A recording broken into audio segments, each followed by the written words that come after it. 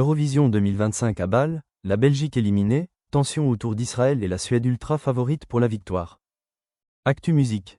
La première demi-finale de l'Eurovision 2025, diffusée le 13 mai à Bâle, a créé la surprise en éliminant la Belgique, considérée comme l'un des 5 grands favoris selon les bookmakers, avec la chanson « Strobe Lights » interprétée par Red Sebastian.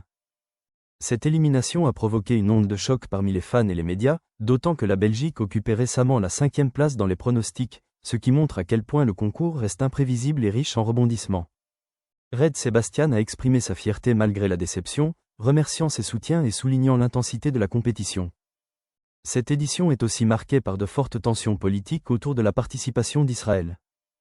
Plus de 70 anciens participants et de nombreux artistes, dont Nemo, le gagnant suisse de 2024, ont publiquement demandé l'exclusion d'Israël, estimant que ces actions sont en contradiction avec les valeurs de paix et d'unité défendues par l'Eurovision.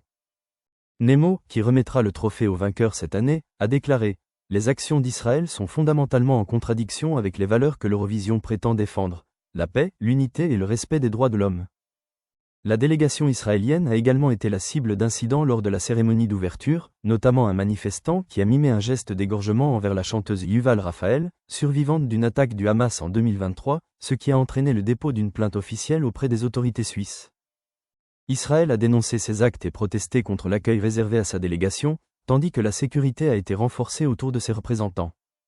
Malgré la polémique, Israël reste en lice et figure parmi les outsiders selon les pronostics, derrière la Suède, l'Autriche et la France.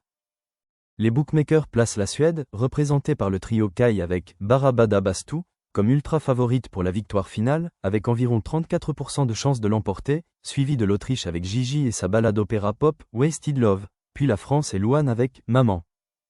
Israël, malgré les tensions, reste cité parmi les candidats pouvant créer la surprise.